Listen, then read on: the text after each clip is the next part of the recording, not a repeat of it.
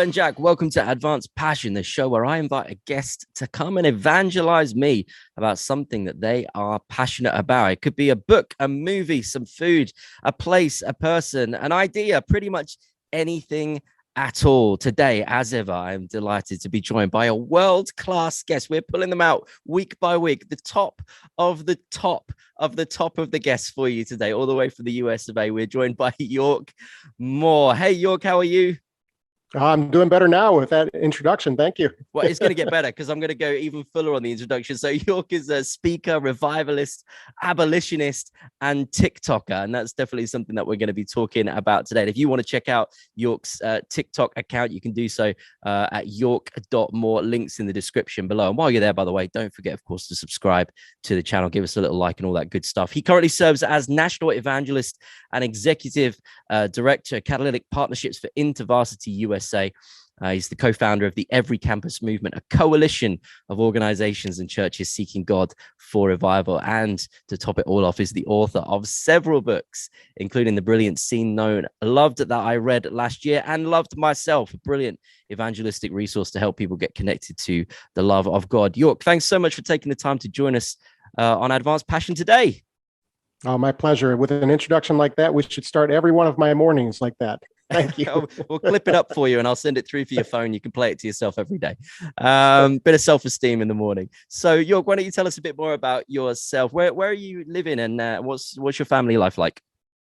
Well, we're up here freezing in Michigan, US, and I'm dreaming of warmer days here. It's been between 4 and 8 degrees Fahrenheit for many days, and we'll get another 6 inches here or so. But we moved to a farm during the pandemic. My wife always dreamed of buying a hobby farm. And so we have 10 acres with goats and chickens and ducks and barns and all of that kind of stuff. So 3 kids, one finishing up the university at the University of Michigan, where my wife and I are alums. And one daughter, 19, who's joined a ministry called the Circuit Riders. So she's traveling the country preaching the gospel at the age of 19, which is exciting. That's awesome.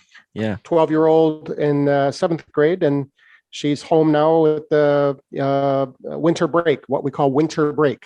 There's no reason. It's not Christmas. It's not Easter. It's just cold. And so we get a break here. Oh, it sounds good to me. I mean, it's always cold here in Manchester and we don't get a break. So I think you're winning on this one. We just get a lot of rain. People get excited here when it snows. How do you guys feel about the snow? Do you just learn to tolerate it? Here in this part, we get excited because it literally has to warm up to snow. Oh. So we live in a part of Michigan where we don't get the lake effect snow. It has to warm up. And so we'll get 6 more inches tomorrow, and it's going to warm up in order to snow. So I'm pretty excited. Very nice indeed. So York, I'm excited to hear what you're going to evangelize me about today. I don't even know what it is. Sometimes the guests tell me before we begin. Sometimes the guests keep it a secret. I don't know exactly what you're going to tell me about. I'm excited to get evangelized because you are a serious evangelist. So when it comes to the gospel, you know what you're doing. The question is, when it comes to your passion, will you be able to successfully evangelize me today? We're about to find out. York, what am I getting evangelized about today? TikTok. You should jump on TikTok immediately. It's one of the greatest evangelistic opportunities in a generation. That's my passion. Okay, so talk me through TikTok. We'll get to the kind of evangelism side of it, but if TikTok amongst all the other social media accounts, because I'm getting to the age now where I'm neither kind of young nor old. I'm kind of in that slightly strange, about to hit 40, about to head into a slightly different stage of life, and I'm kind of like social media's new things pop up, and I'm like, am I too old now to be starting with a new social media thing? I've already got things in my life. I never jumped on the TikTok bandwagon. Why is TikTok worth my time? Well, let me give you a little bit of background, and some of this is going to be relevant just for the United States, but my guess is that there are quite a number of connecting points across the pond. The reality is that Xers, like myself, I'm 52 years old, we have what I call real religious baggage. We have real religious trauma. We have experiences with the church that were unpleasant. And what we did was we exported that trauma onto our millennial children. And so millennials have what I call borrowed religious trauma. But now when we look at the millennials, so I work for an organization called InterVarsity Christian Fellowship in the United States. And we had our highest numbers of new Christians converts in all of our 80-year history during the rise of the millennials. Our employee base doubled. It was a fantastic time. And millennials had this idealized vision of a new world, a world based on justice, racial equity, all of the kinds of things that millennials are known for. Those were part of the DNA of InterVarsity USA. And so we connected in a powerful way with millennials, and the fruit was just expansive. But here's what happened. The millennial dream crashed and died with Ferguson and Floyd and Christian nationalism and Donald Trump and now the pandemic. And now what I call late millennials, people who are at the very tail end of the millennial cycle, they've grown weary of their idealistic vision for the world. And right on their heels now is a fresh generation called Gen Z. And Gen Z doesn't have the religious baggage. It's not borrowed religious baggage or trauma. They're literally an untouched generation. They have largely been out of church, post-church. They don't have the apprehensions. And so if you look at the rise and fall of social media, and I think Facebook is on its way out in terms of its cultural influence. They're trying to maintain cultural influence through Instagram. But really, the organic growth is in TikTok. And there are a couple of reasons for that. Not only because it's a platform uniquely designed for Gen Z, it's a platform that is algorithm-based. It doesn't lie. You can't buy your fame on it. A lot of artists and famous actors and actresses, they've bought their fame on Instagram, and they can't migrate that following on to TikTok. TikTok is also different in terms of it really does represent the world in its purest form, whereas Instagram is the land of everything beautiful, filters, and people who are well make-upped. That is the opposite of what TikTok is raw. TikTok is real. It's algorithm based. It just surpassed YouTube as the longest in-app watch time for users, and so there's that. Wow. But there is so much more. There are so many more reasons why you, Ben, need to be on TikTok. So that's my passion. I'm going to convert you. I'm 52 years old. If I can do it, and here's the thing: I jumped on TikTok on July 5th, so it's just been about 7 and 8 months now, and I've grown from 0 followers to over 200,000 followers. Wow. I have over 15 million views across my library. And the most important thing is that over 100,000 people have indicated a first-time prayer for Christ from places like Latvia and the UK and South Africa and Canada, and mostly here in the United States, because that's where the algorithm is pushing my content out. But I think TikTok is one of several reasons why I'm saying that we could be on the very precipice of one of the greatest evangelistic opportunities that we've seen in generations. That's incredible. And I mean, the statistics you've just given are incredible. And the statement you've just made there is incredible as well. And I want to just drill down into a few of those things and explore them a little bit further. But do you think that as you say there, that we could be on the precipice of just an incredible evangelistic opportunity and an awakening? Is that across social media in the digital landscape, or are you seeing something particularly special within the platform of TikTok? Yeah, I think it's unique to TikTok. And in fact, YouTube knows it, Instagram knows it. And so they have created their own algorithm-based products, subproducts, Instagram Reels, YouTube Shorts that are trying to mimic the TikTok algorithm, but they're playing catch up at this point in time. But because they've done that, the opportunity is there as well. So I'm transplanting my TikTok content onto Instagram starting this month. And I'm starting, again, a new account probably from zero. It might as well be zero. I think there are 30 followers on that Instagram account that I'm going to use. But here's the problem. The millennials are on Instagram largely here in the United States. The Xers and the boomers are on Facebook, right? So Facebook is where you go to have fights. You can have a fight about politics, about religion. You can have a fight about your grandmother's favorite brownie cookie recipe. Whatever you put on Facebook, you can almost be guaranteed you're going to have a fight. On Instagram, the organic reach isn't there. And Instagram is where millennials are, and they're still very oriented towards fighting. And so you're always playing apologetics. You're always defending the faith. TikTok is where you go to advance the gospel to people who have never heard. So when I do my TikToks, and you can see my ring in the background here, I post 3 to 5 times a day, every single day. And some of those posts might get as little as 5,000 views. And I've had other posts do 500,000 views. One did 600,000 views. But it doesn't matter how many views I have. One thing's for sure, I write every single one of my TikToks for 14-year-old Nick. And Nick is a guy who lives in my head. Nick is the guy who's just been picked up after school by his mother, and she's taking him to football practice. And I'm talking to him about porn addiction. I'm talking to him about basic doctrines like who is God? What did Jesus do? Why his death on the cross matters? What is the concept of hell? These kinds of things. And you would think that I would get a lot of pushback, but I have really literally hundreds of thousands of comments on these videos. People saying, I never knew about God before I started watching your TikTok. I've made a decision to become a follower of Jesus. How do I join a church? How do I get baptized?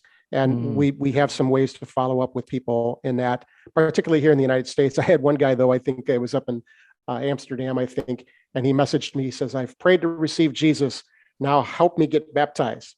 I said, well, I'm kind of far away, but I actually reached out through some of our IFES friends, and I gave him a point of contact, somebody in his specific area that could talk to him about baptism. So.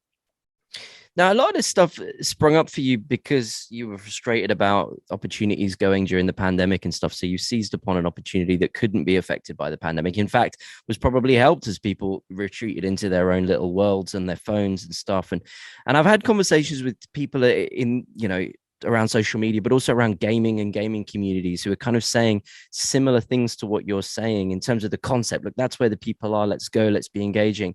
But what I'm particularly drawn to by what you're saying is the intentionality of it. Absolutely. But the regularity of it as well, that you're going multiple times a day. How have you found that as your life, I imagine, starts to get back to a little bit of normality as the pandemic kind of ebbs and flows?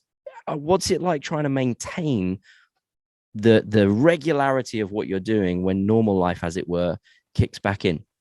Yeah, that's been a challenge. I fly sometimes every week. I'm already checked in for my next flight in the morning, and as an executive in a large nonprofit, travel and busy meetings and podcasts like this are a normal part, and they can take me away from my TikTok ministry.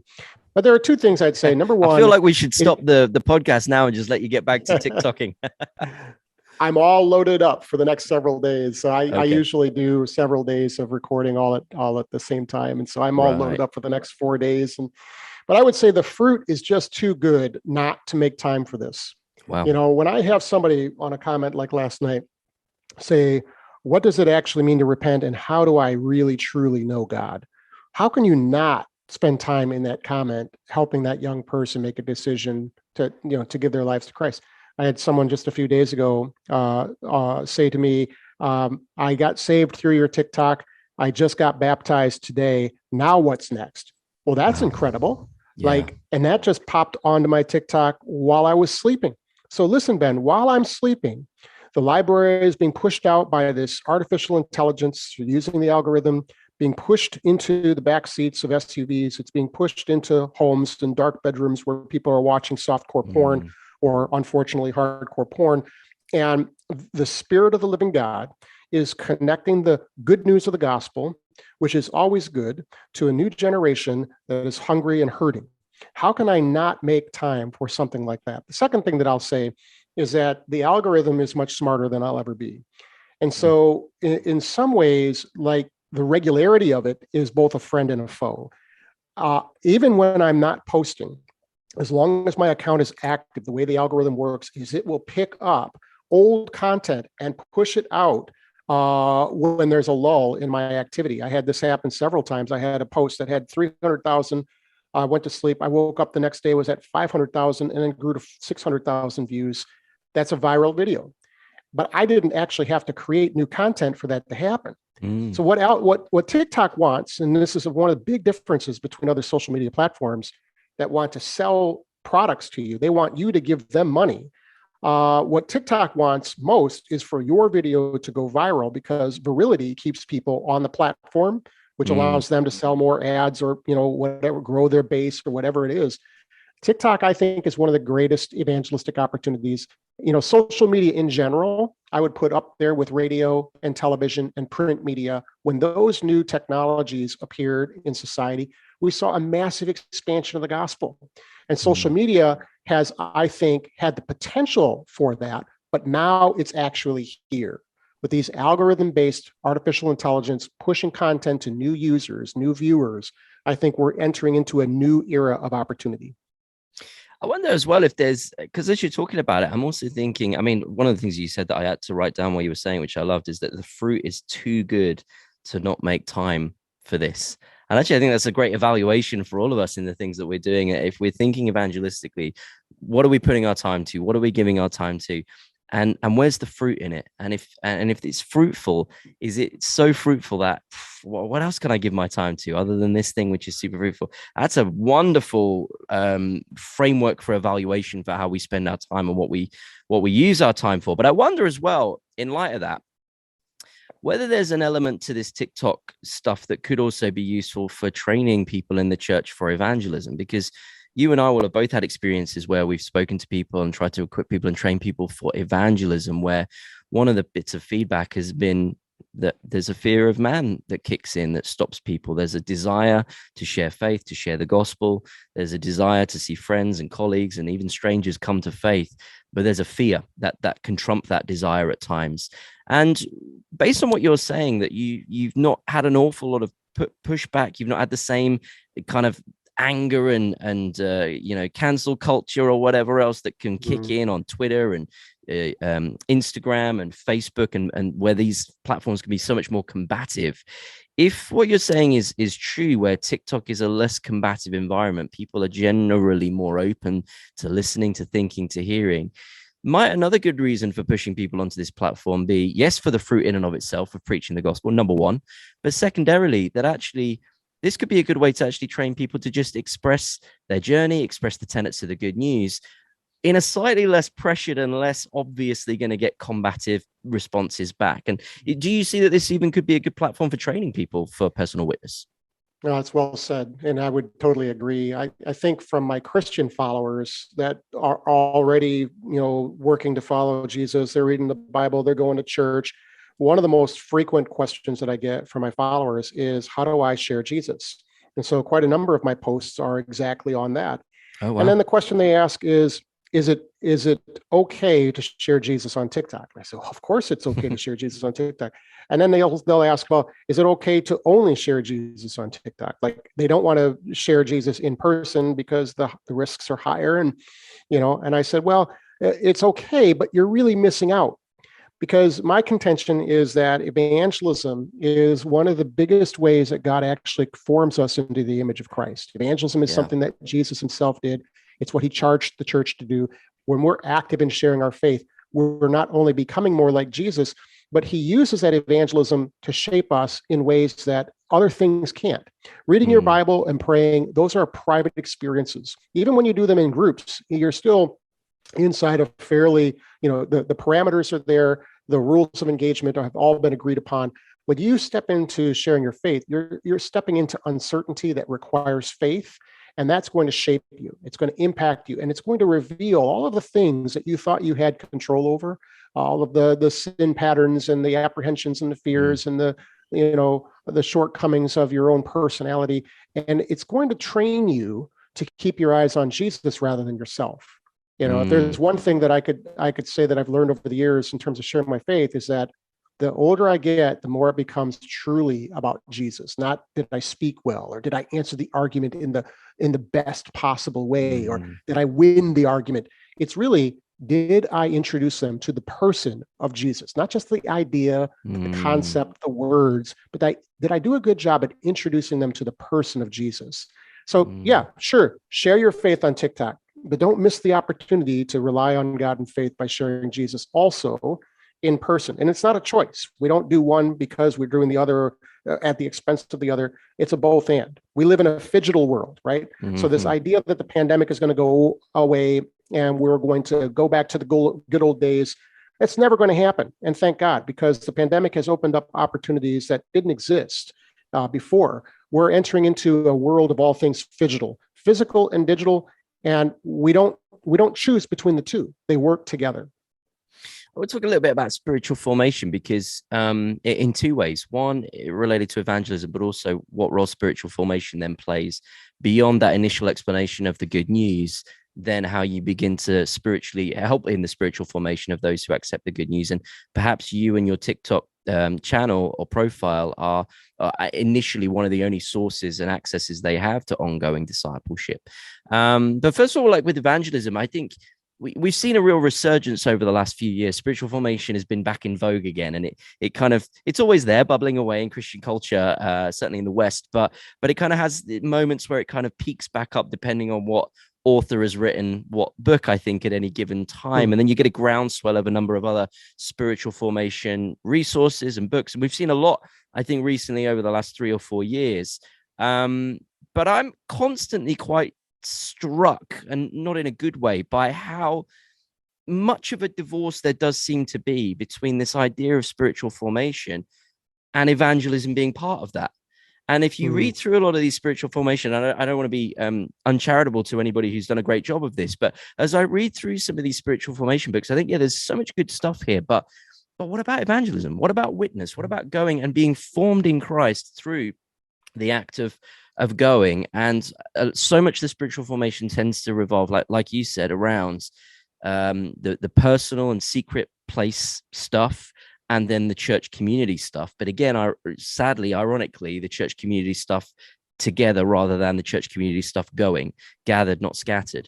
And so just interested by, because as you said it there, I was just interested by what you think in terms of successful spiritual formation in the church and the relationship to evangelism and the role that does play.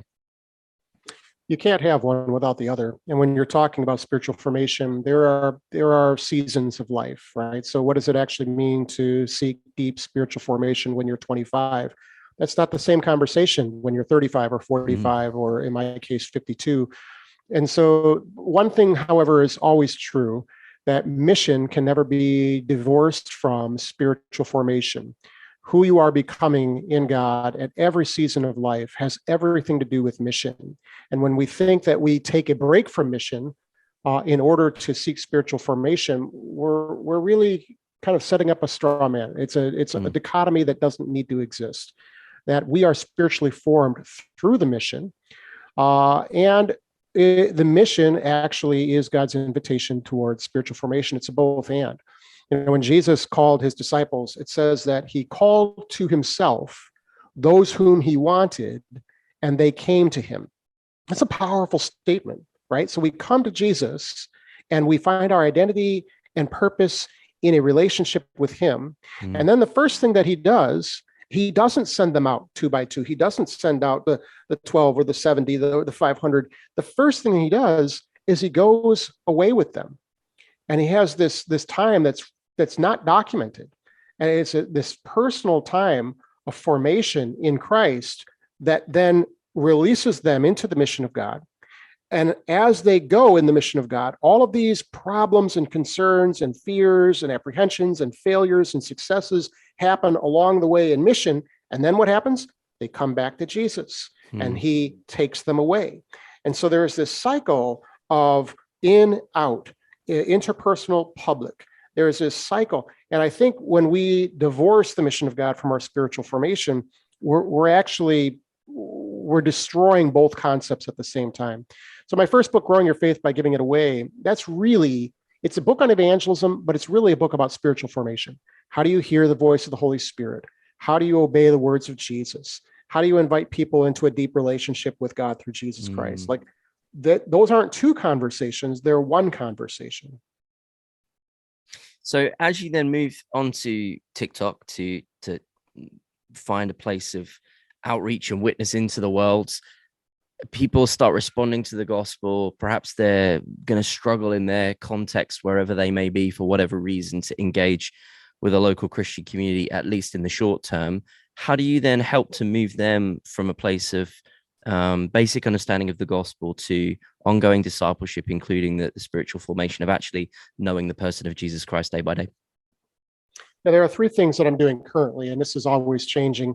The TikTok platform is very inhospitable towards migrating people off of the platform, as you can imagine. So There are some very significant challenges that don't exist on other social media platforms. TikTok is controlled by private investors in China. And so there's some nebulous, the rules are always changing. We just got a big terms of service update release yesterday, which is huge. It's going to shape the conversation and what kind of content you'll be able to post. But here's the thing. There are three things that we're finding effective right now. Number one, lives. Lives are a great way to disciple followers. And so when you go live, if I have 200,000 followers, I might have maybe 2,000 people that will show up in a live. Well, wow. That's fantastic. That's bigger than most churches in my area. And so I have an opportunity, whether I'm on live for 30 minutes, 60 minutes, 2 hours, to actually do deep discipleship with followers. And the nice thing about the live feature on TikTok is that if you have 2,000 people in the room, you probably have another 3,000 people outside the room that are watching the live stream on their For You page, but they haven't chosen to enter into the room. Right. And so that's really an opportunity to have deep impact. The second thing that we're doing is that we've created an alliance here called the Jesus Clubs. And so there's a link in my bio on my TikTok where I encourage people who have made a decision for Christ to download the Jesus Club app. TikTok doesn't like it, but they provide us an opportunity to link out. And they can download that in their app store. And the Jesus Club app gives them reading plans. It helps them know how to plant a Jesus Club ministry in their high school. It's primarily for high schoolers at this point. It connects them with a way for them to get an in-print Bible. I keep on telling all of these people on TikTok, just download the YouVersion Bible app and you'll have everything that you need. And you know what they say, Ben? I don't want that. They said, I want the real Bible. And here are 12, 13, 14, 15-year-old kids, and they're telling me, I want the real Bible. They want an in-print Bible. And so we have partnered with some generous people here in the States to gift people Bibles. And there's some challenges around that because most of these are minors. And so we have to get their parents' permission. The third thing that I'm doing is I'm partnering with a church. And this is a pilot program I just started this month. And I have identified a group of volunteers who can come into the comments with me on my posts. So if I have a post that goes big, 100,000 to 500,000, I will have thousands and thousands of comments under that post. I can't handle that myself. And a lot of those people, they actually want to join a church, but a lot of times they're the only believer in their house. They're a minor, maybe they're overseas, whatever the case may be. But here's the great thing that COVID has done. There are very few churches that don't have a way for you to actually digitally engage with them. And so what I'm encouraging my followers to do is to join a great church digitally. And I usually give them about 2 or 3 options, and they can go to that church's website and they can begin to be discipled. The last thing I'll say, Ben, so those are the 3 strategies that I'm using. Here's the other thing that I'll say about discipleship.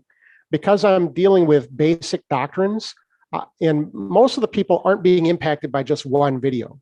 So like when a person starts following me, they will all of a sudden go through 12, 24, 60 posts because these are 50-second posts, right? So they'll watch a bunch.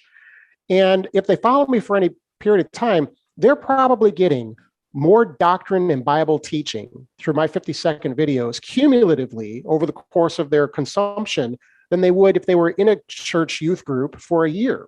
They're getting discipled through the cumulative effect. So that's one of the things that I think that's harder for older listeners to understand is that it isn't just a 50-second post. It's a library that people begin to consume, and that consumption then begins to form their worldview. Wow, if only we had another framework in our Christian faith for a collection of works, a library of works that makes a whole. If only. If only. Where could we find such a thing, Ben? Speaking of which, and this is a great segue because it just shows what a pro I am that I'm able to do this. Going back to the Bible thing, which this was not intentional, it just made me think of it then. I'm fascinated by that idea that they want a physical copy. What do you think that's all about? I think it's because everything in their space is on their screen. And holding something tangible is a way to make it real in their lives. In my mind, the digital space is real. Like it's the real world. It's not some artificial world. I spend more of my time in the digital space than I do in person. And so for me to think that I'm in some kind of artificial world is just ridiculous. This is the real world. My relationships in my gaming community, I'm a huge Call of Duty fan, Black Ops, zombies, those people are real to me. They're not fake just because they're in a digital space. But I think the overwhelming nature of the digital world for young people, primarily through the screen of their phone, makes it somewhat distanced and artificial. And so holding a Bible in their hands helps them connect with something that's corporeal, something that's tangible. And I think that's part of what's driving them. We're seeing it may even be the very beginnings of a revival here in the United States amongst Gen Z. Some of the largest stadium gatherings are Gen Z. There's going to be several this year. And, my daughter, who's 19 years old, she ran off to join a Gen Z evangelistic ministry at the age of 19. She's touring the country, preaching the gospel, and they fill these stadiums with young people. And what do you see there? Again, you see physical in-print Bibles. It's just remarkable. It's counterintuitive, but it's what we're seeing here in the States. So, I mean, that's remarkable, but is that the only outworking for taking what feels virtual and digital to these young people and making it tangible? Is the only outworking to give them something physical or to gather them into these spaces, these concerts, these stadiums, or are there young people amongst all this who are a little bit like yourself, as you were just talking there about your gaming and your online engagement, who they actually are quite at home in the online space, and that is tangible enough for them as it is? Mm-hmm. Yeah, absolutely. That would definitely describe, I would probably even guess, the majority. But the question then is, how do you disciple somebody who's a digital native, who's immersed in digital spaces? What does that actually look like for the future of the church? We're never going to go back to a world where primarily a person's spiritual experience is an in-person experience. We're never going to go back to that world. It's always going to be this new phygital world, this physical and digital world. And we can't make the choice of thinking that one is better than the other. We have to understand, how does one leverage the other? How do we help somebody who is has come to Christ digitally, been discipled digitally? How do we mobilize them for mission digitally? And are there in-person places where we can migrate them into communities where they can have a part of their spiritual development and their spiritual journey in relationships with people in the corporeal space, right? And so we're doing that. There are lots of opportunities to do that, especially with the much larger mega churches here in the United States that have lots of resources and programming. But the days of choosing, right? So like before the pandemic, the best ministries, the best churches, they saw digital as the front door. And once you got people in the front door through a website or a Facebook group, then the real stuff could happen. Well, that's over. That's ridiculous thinking now, right? The pandemic has gone on far too long. So one of the things, for instance, we do in InterVarsity on college campuses is that when we're going to start a new ministry on an unreached campus, we do that first through Instagram. We gather people, not just Instagram ads, but we add followers. We friend people on Instagram that are specifically at a geographic location. And we create a digital community where we are hosting Bible studies. We migrate them to Zoom. It's easier to do that from Instagram to Zoom. And we create community before we ever set foot on a college campus. Now, when we get to the college campus, we don't then give up on Instagram and Zoom. It becomes a part of the portfolio of how we're engaging that campus. So, but let me just say this last thing, Ben. We're at the very early stages. I know social media has been around a long time, but the pandemic has changed everything. The pandemic has flipped everything on its head. And we now are coming to realize that our models and our strategies, we have wasted the opportunity that social media has provided for us. And now we've been forced to capitalize on it. And I think it can only grow from here. Again, probably slightly off piste with my next question to where we would normally go in these podcasts, because it's a little bit more tailored to a specific part of our audience. But I'm just thinking about parents who might be watching, or big brothers or carers or cousins or whoever it might be. On the flip side of this, if you're somebody who has a teenager in your household or something, and they're engaging with TikTok and they're getting connected to somebody like yourself, but perhaps somebody that is, teaching and sharing with them things that we as, a Christian household would be like, oh, not sure about this. This might not be, either it's something we're not sure about or something that we definitely know is not going to be helpful. On the flip side of the equation, how do we journey well with our teenagers with what they're finding interesting and engaging with online? What a powerful question. And I'm always aware and thinking of the parents. I'm a parent myself. And so part of the reason I got interested in TikTok was just the massive consumption from my two daughters. And, the thing is that TikTok, there isn't one TikTok. If you're a witch, there's witch talk. If you're a Christian, there's Christian TikTok. If you're a stripper, literally, there's a whole community for adult entertainment. It doesn't matter what your niche is, whether you're in the military or a construction worker, there is a version of TikTok for you. And the algorithm pushes you into an echo chamber. And so once you're in a talk, once you have been identified by the algorithm, you might as well delete your account and create a new one if you want to go someplace else, because it literally sequesters you into a corner. And so when people experience, my posts on their For You page, very frequently it's some of the first Christian content that they're getting, and the algorithm is just dabbling. It's seeing if there's an interest. But once they start liking, sharing, commenting, and following, that engagement quotient goes up, and the algorithm pushes more and more to them. And that works in the opposite way as well. So that 14-year-old Nick that I'm writing my TikToks for, he starts sharing, commenting, liking on somebody who's doing a sexual dance. Well, guess what TikTok's going to show them from now into eternity? Stuff that's exactly like that. So every parent should really be very cautious. TikTok is probably one of the most dangerous platforms, although I think it's getting safer all the time. TikTok understands that so many of their users are minors, and so they're instituting rules all over the place to protect minors. But in terms of the influence of content, right, I'm always thinking about the parent. In fact, I did a post just a couple of days ago that did pretty good, about 20,000 views in a very short period of time, and it was just a shout out to moms. If you love your mom, send her a text right now. Send this video to her, and then I do a prayer at the end, right? And so, but I think if I were to talk to parents whose children are on TikTok, there's a feature called tethering. You can tether your account to your child's account. You can see what they see. That's a great way to monitor them. But listen, here's the bigger problem, the bigger issue rather, and maybe it's not a problem or an issue, it's an opportunity. The heart is really the battlefield. And so you can monitor and police your kid's social media account, probably not ever as good as it needs to be policed. I go through my kid's phone and, but if you deal with the heart and you talk to them about why they shouldn't like, share, comment, view, follow certain kinds of things and what that's going to do to their heart, their spiritual formation, their brain, in the long run, it might not feel like they're listening to you, but they are. My 19-year-old constantly tells me how I was right, which I love. I love being told that I'm right now but now she's helping me with my 12-year-old. So she's always telling my 12-year-old, don't watch that. That's not good for you. And if you flip the script around it being about your heart rather than policing what's negative, I think ultimately you'll win the war, because it's a war. It's a series of small battles, and you got to be in it for the long haul.